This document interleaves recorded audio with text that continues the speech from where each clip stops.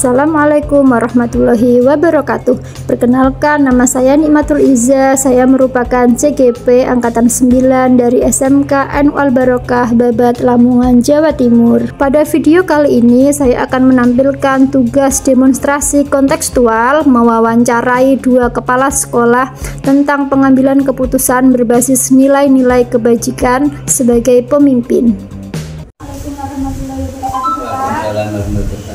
Bapak ngapunten mengganggu waktunya nggih. Ya.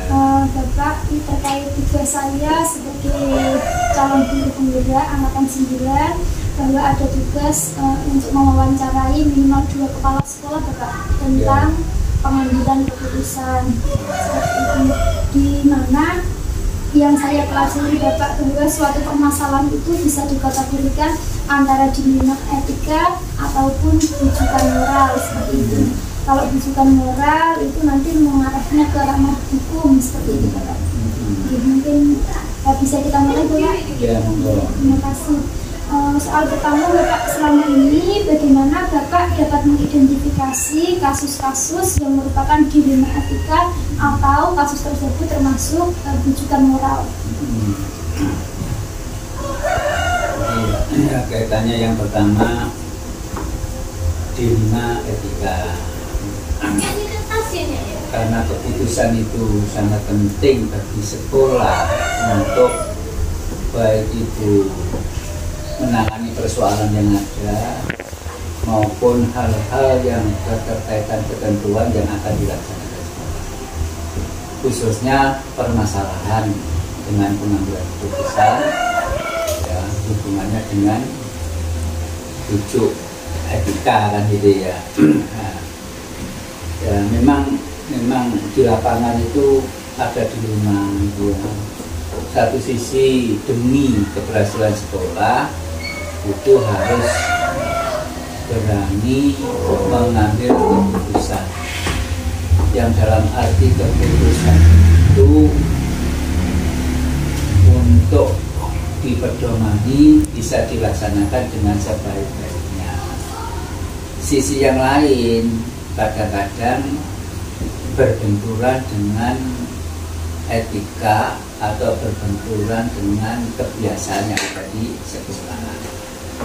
Dan disitulah yang sebagai pengambil keputusan yang kita harus bijak, tidak semata-mata ya bertentangan dengan aturan yang ada, tapi juga secara perlahan memperhatikan kondisi yang ada di lapangan dalam arti etika atau toleransi itu.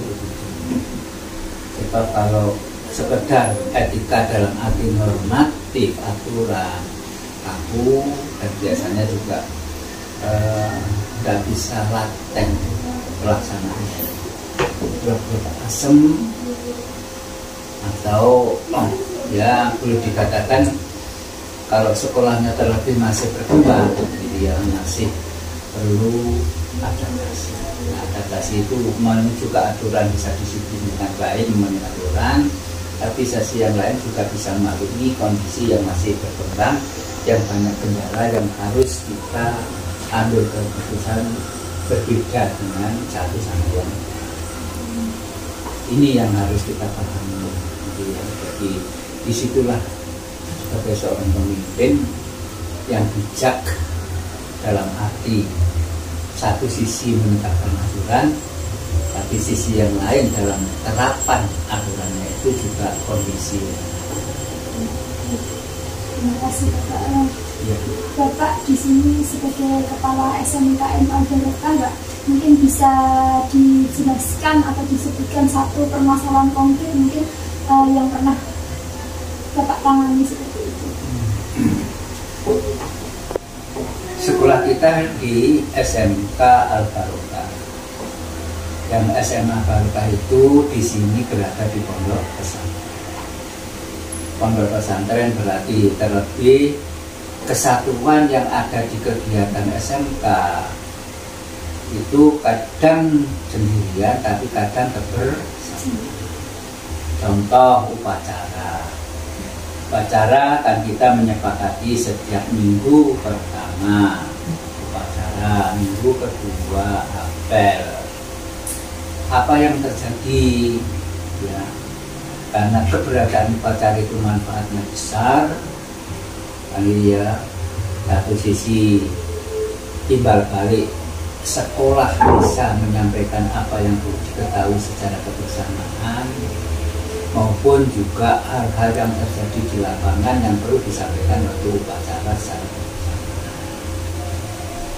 Namun karena tidak sendirian, berkontak dengan yang lain, Madin maupun SMP, yang semuanya itu tidak bisa ya sudut pandang dari SMP, tapi juga mengetahui kondisi Madinnya, kondisi SMP, sehingga kendala-kendala itu harus kita pahami. Pun juga andai kata ada kendala-kendala yang belum sesuai dengan keinginan upacara maupun apel yang diadakan semacam itu, ya, tetap terus kita berjalan. Itu gambarannya semacam itu secara perlahan. Bagi yang terkendala ya tindakan apa sebabnya kendalanya, bagi yang sudah baik pun juga ditingkatkan. Itu yang harus kita lakukan, khususnya kejadian yang hubungannya dengan upacara yang ada di kita, misalkan semacam itu. Kemudian selama ini Pak, bagaimana Bapak menjalankan pengambilan keputusan di sekolah Bapak ini di SMKN Al-Barokah, terutama untuk kasus-kasus di mana ada dua kepentingan yang sama-sama benar atau sama-sama mengandung nilai kebajikan, Pak? Ya, kalau sama-sama benar atau kebajikan kan mudahnya sama kebajikan, sama kebenaran, kan gitu.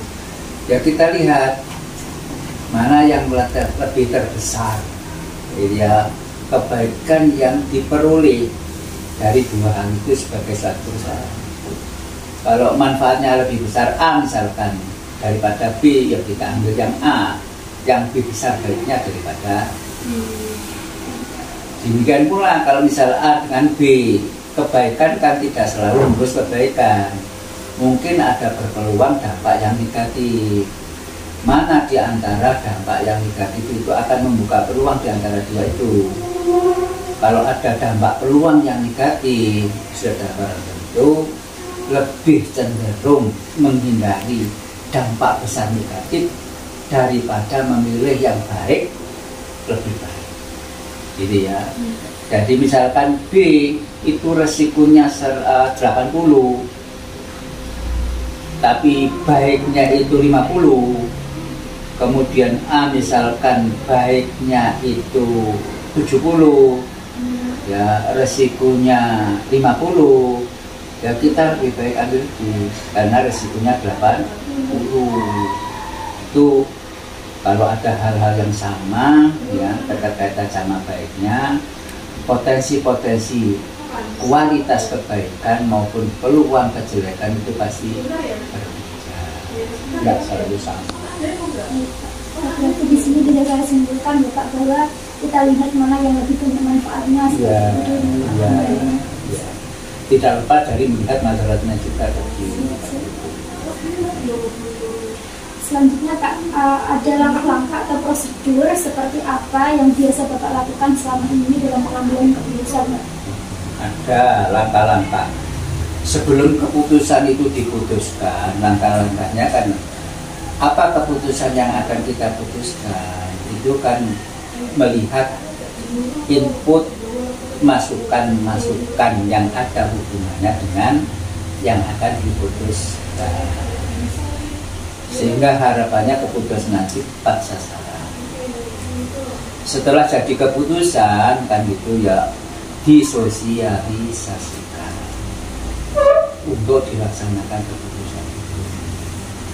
Dan sudah barang tentu biasanya ya keputusan itu tidak mudah bagi tangan bisa berjalan, tapi tetap disosialisasikan dan dilakukan ya. Kadar keputusannya ringan atau berat, butuhkan waktu pendek atau lama.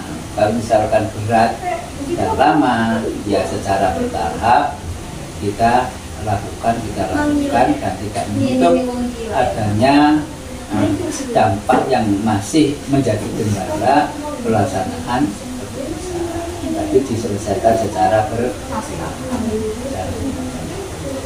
Terima kasih Pak. Kemudian hal-hal apa saja Pak yang selama ini Bapak anggap efektif dalam pengambilan keputusan pada kasus-kasus di rumah etika? Ini yang berat itu kan khususnya etika aturan itu kan aturan itu mudah dibuat, tapi aturan yang seiring dengan karakter yang kita bangun itu yang nggak mudah. Jadi ya karena apa, merubah kebiasaan, nah, perlu contoh kebiasaan. Itulah yang harus kita pahami kaitannya dengan norma yang ada, perilaku karakter yang menunjang untuk norma yang baik yang tidak kita persoalkan. Itu pada dasarnya semacam.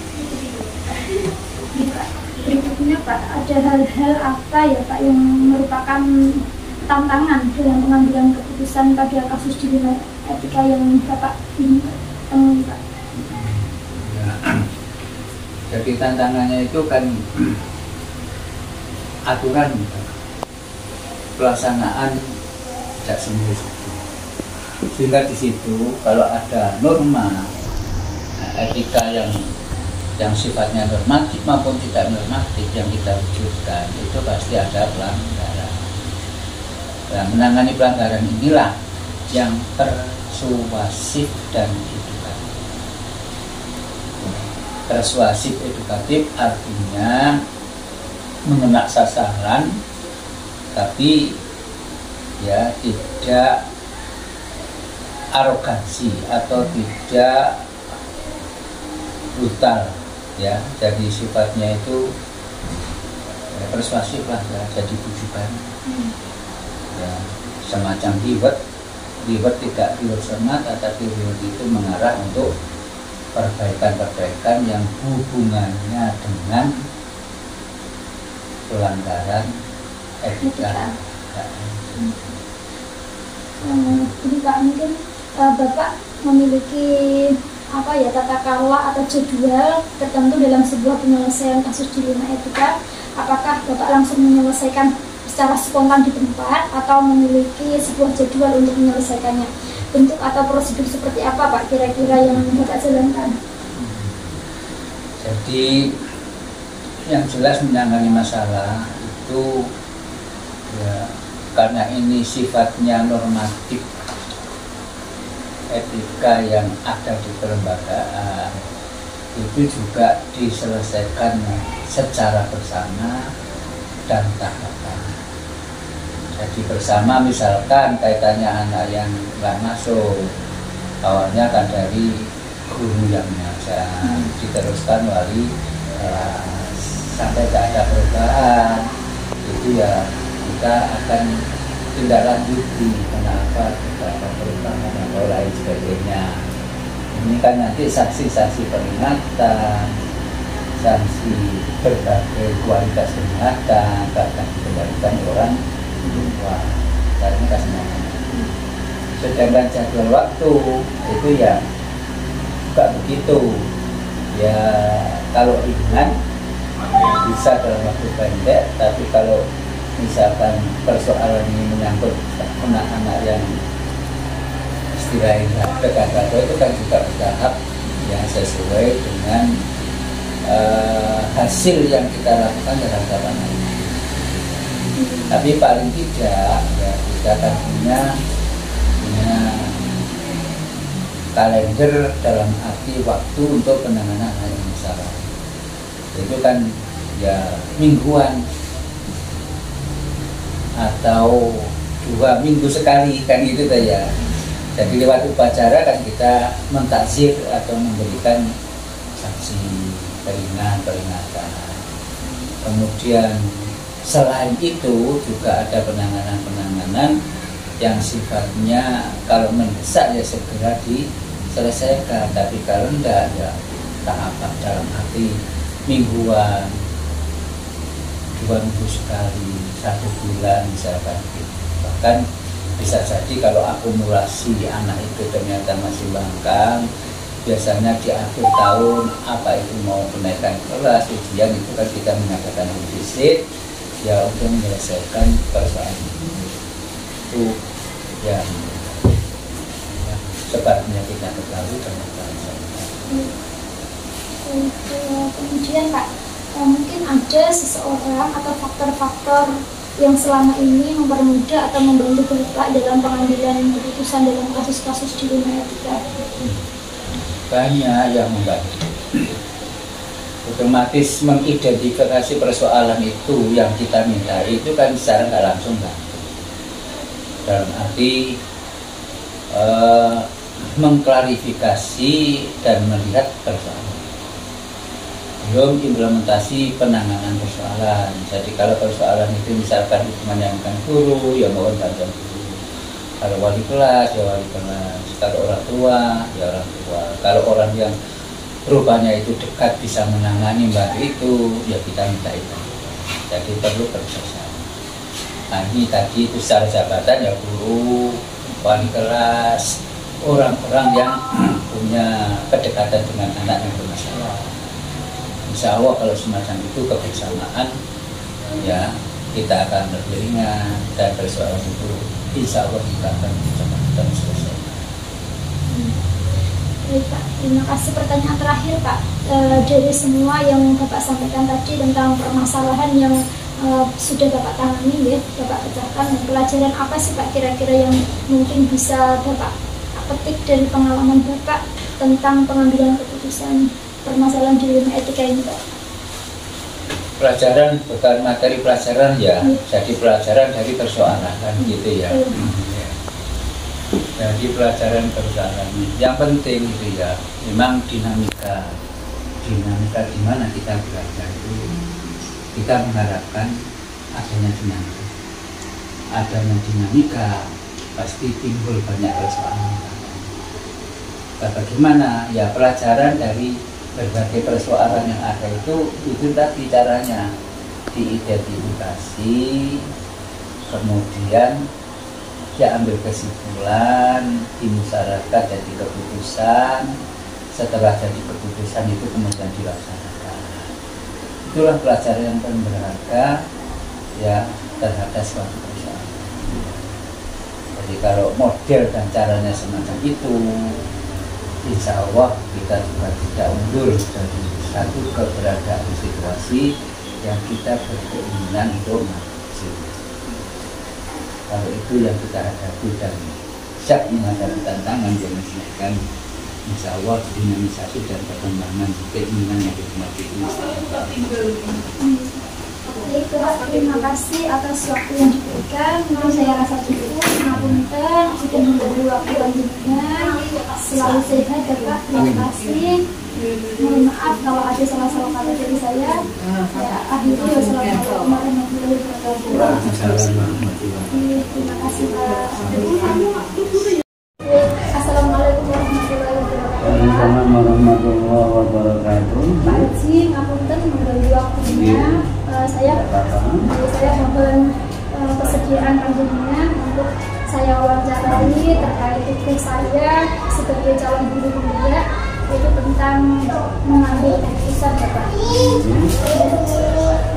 Baik, kira-kira bisa ya Pak? Insya Allah. Bapak sesuai dengan yang saya pelajari, bahwa permasalahan atau kasus-kasus yaitu bisa diakibatkan dari dilema etika ataupun bukan moral. Kedua kasus dilema etika itu kasus-kasus yang tidak ada ranah hukumnya Pak. Jadi kalau bukan moral itu kasus yang bisa terjerat hukum atau dalam ranah hukum seperti itu. Ini yang pertama Pak. Selama ini bagaimana Bapak dapat mengidentifikasi kasus-kasus yang merupakan dilema etika atau rujukan moral? Yang tadi untuk kasus-kasus dilema etika dan rujukan moral, itu adalah kita nanti pelajari dulu kasus-kasusnya per kasus, sehingga gimana kasus ini masuk kasus dilema etika, apa memang masuk pada rujukan moral. Setelah itu nanti kita ajak teman-teman untuk membicarakan itu, sehingga nanti ketika sudah dibicarakan nanti kita temui jenis kasusnya, kemudian kita ambil suatu langkah itu nanti kita arahkan, kita putuskan gimana nanti supaya kasus-kasus itu kita berikan suatu tindakan yang semuanya itu tetap tidak boleh melenceng dari suatu aturan yang ada. Jadi intinya kita akan mengidentifikasi kasus-kasusnya dulu, kemudian nanti kita ambil langkah untuk mengambil tindakan tapi sesuai dengan aturan yang ada. Terima kasih Bapak, mungkin bisa dijelaskan salah satu contoh permasalahan konkret yang termasuk dalam dilema etika yang sudah panjenengan tangani Bapak. Dilema etika yang sudah ditangani biasanya mengenai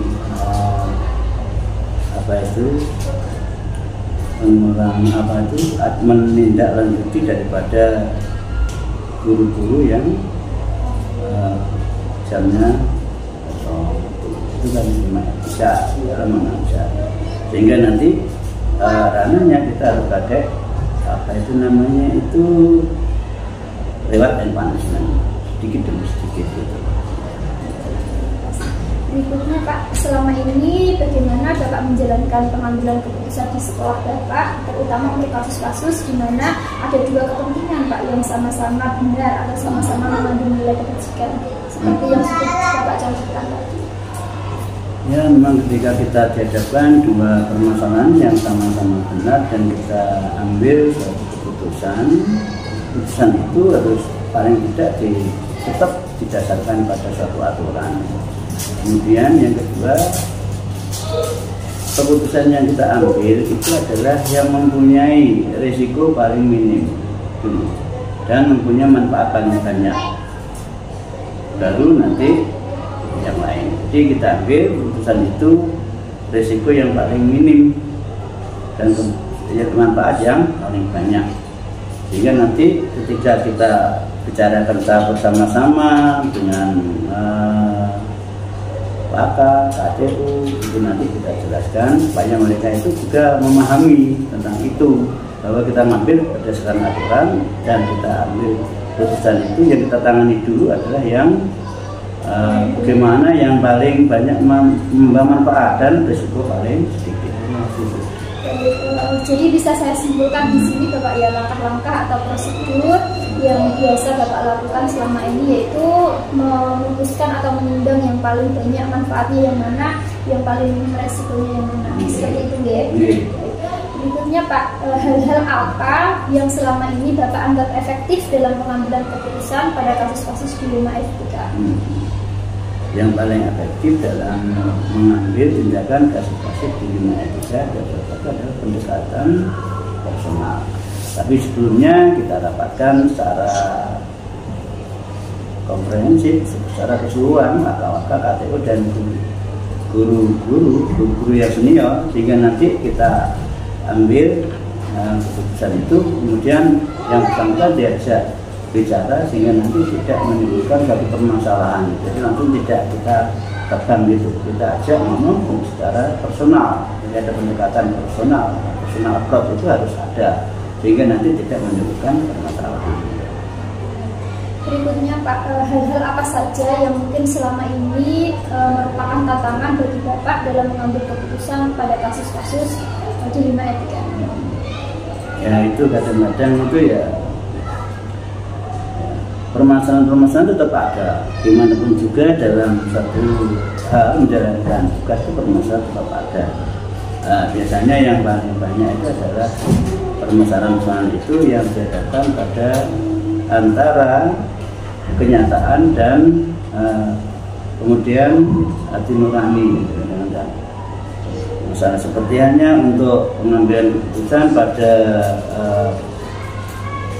jam-jam yang kadang-kadang kurang pas, itu kemudian kita dihadapkan dengan teman senior, teman-teman yang sejak lama itu kadang-kadang agak dilematis. Cuma kadang-kadang semuanya itu kita kembalikan ke aturan, sehingga ke aturan kalau memang bicara seperti itu, berarti ya kita ambil satu langkah walaupun rasanya kurang pas. Terima kasih Pak. Berikutnya, apakah Bapak memiliki sebuah jadwal tertentu mungkin dalam sebuah penyelesaian kasus tersebut? Kemudian apakah Bapak langsung menyelesaikan di tempat atau memiliki sebuah jadwal untuk menyelesaikannya? Bentuk atau prosedur seperti apa ya Pak yang biasa Bapak jalankan? Ya, biasanya kita lihat kasus-kasus itu ya kasus-kasus yang sangat urgen, itu sangat penting, itu perlu penanganan, itu didahulukan.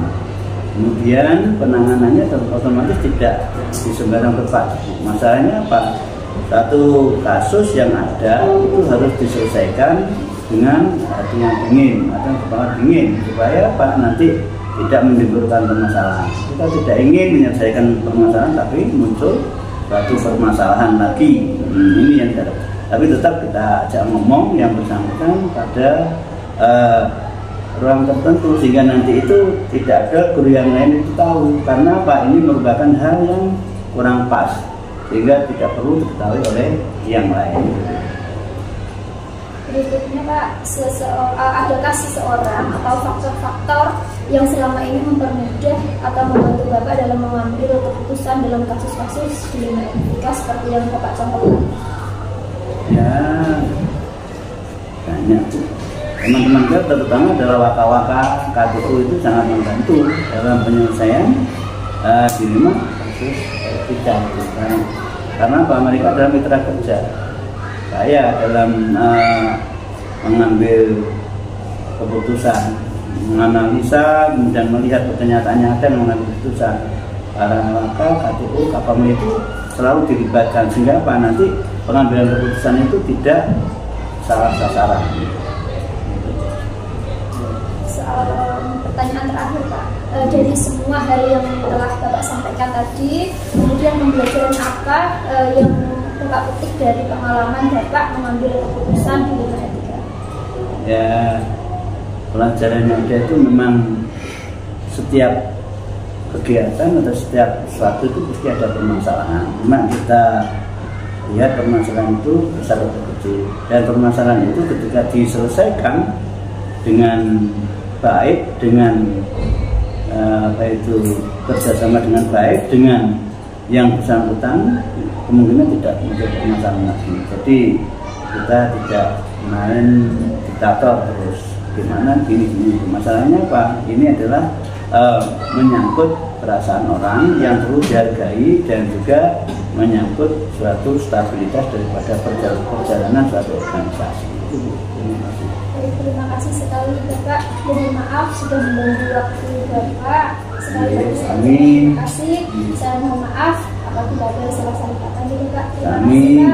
Assalamualaikum warahmatullahi wabarakatuh.